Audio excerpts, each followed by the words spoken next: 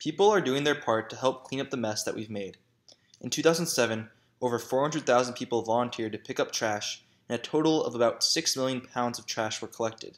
Most of the trash were one-time use items that are opened, used up, then thrown away. One way we can help our environment is to reduce the amount of one-time use items sold. The best way to reduce the amount of trash we have is by recycling. Recycling is the process of collecting and processing materials that would otherwise be thrown away as trash and turning them into new products. Recycling can benefit your community and the environment by freeing up space in landfills, conserving natural resources, preventing pollution, and saving energy. Have you ever wondered where all your trash goes? Well, the majority of our trash gets taken to landfills, where it is buried and isolated from the surrounding environment, such as from groundwater. Landfills are filling up fast, and eventually we will run out of space for all the trash we have, which is why it's important to reduce, reuse, and recycle as much as we can. Landfills contaminate groundwater and the soil of the land. They draw pests and rodents to the area to feed off the waste. Landfills give off methane gases that contribute to global warming. Methane is a greenhouse gas that is 21 times more powerful than carbon dioxide. The methane needs to be reduced because it is destroying our planet and contributing to the very real issue of global warming. Besides landfills, our garbage is taken to incinerators. Incinerators burn garbage until it is reduced to ash. Landfills are designed to get rid of large amounts of trash to minimize what gets taken to landfills. However, the downside to incinerators is when garbage is burned, dangerous amounts of toxic gases are released into the environment. Incinerators are very harmful to the environment because of the gas given off. Incinerators give off dioxin, which is a deadly carcinogenic compound. Dioxin has been known to cause respiratory problems, reproductive problems, neurological problems, and more. Incinerators also require a separate landfill to be able to dispose of ash and other products. Harmful gases aren't the only problem with incinerators. There are two types of ash made from incinerators. Bottom ash is found inside the incinerator and can be toxic, which would require it to be taken to another location to be dealt with. Fly ash is the other type of ash, and it is part of the smoke given off. It can be very hazardous and creates deadly chemicals that are released into our air. Proper composting can be very beneficial to our environment. It enriches the soil and acts as a natural fertilizer in the soil. Composting needs to be done right in order for it to be to benefit our environment because the greenhouse gas methane is released from poorly kept compost. The more we compost, the more we can reduce the amount of methane from landfills. Plastic has one of the worst effects on our environment. Plastic crowds our oceans and destroys the habitat of marine life. It has made its way onto our beaches and even degraded into sand. One of the main problems are plastic bags. People are using more plastic than ever, and the plastic bag is one of the most common items found in mass cleanups. About 500 nautical miles off the coast of California sits a plastic island approximately twice the size of Texas. It is filled with about 7 billion pounds of plastic trash and wreaks havoc on the ocean environment.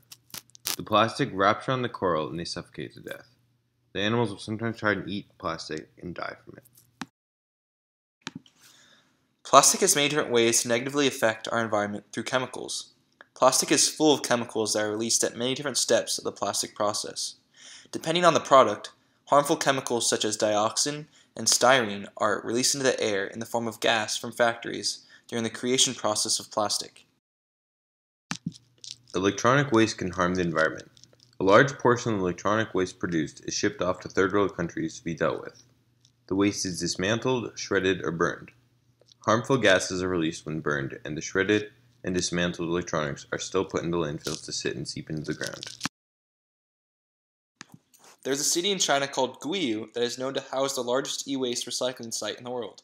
It is very drastically harming the people that live in the city. Currently, 80% of the children in Guiyu experience respiratory problems that are at a high risk for lead poisoning. The people of Guiyu also experience digestive, neurological, and bone problems.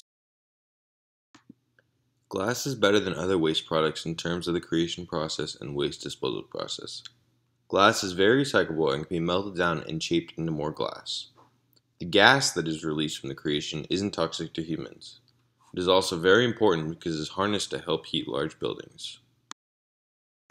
Even though glass can seem very clean and almost beneficial to the environment, it isn't all true. Although glass doesn't give off harmful gases like other products, it is very energy consuming. It takes a lot of energy to be able to heat the glass to the 1500 plus degree temperature it takes to be able to form the glass. Although very safe and beneficial to everyday life, it does have its downsides. Did you know aluminum and steel cans can be recycled over and over again? So recycling your cans is one of the best things you can do for the environment.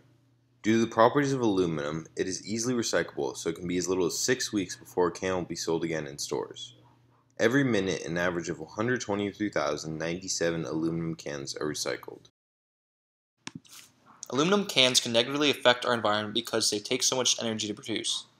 Similar to with glass, it takes a lot of energy to heat up large amounts of aluminum to be melted down into cans. Although cans are easily recycled, for whatever reason people don't like to recycle, which leads to 45% recycle rate for aluminum cans. About one-third of the food produced in the world gets lost or wasted each year, adding up to 1.3 billion tons. In the USA, organic waste is the second highest component of landfills, which are the largest source of methane emissions. The carbon footprint of food produced and not eaten is estimated at 3.3 billion tons of greenhouse gases. The making of paper can be more harmful to the environment than we think. In order to make paper, we must cut down trees. Deforestation is one of the main environmental problems we're facing in these times. Being the third largest industrial polluter, paper is often mixed with toxic chemicals such as chlorine, which harms our air, water, and soil.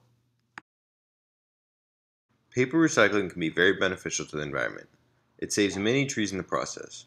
1 ton of recycled paper saves about 17 trees and saves space for landfills. It also costs less energy to recycle paper than to produce paper, and we also save about 380 gallons of oil. Paper recycling also contributes to worldwide methane reduction.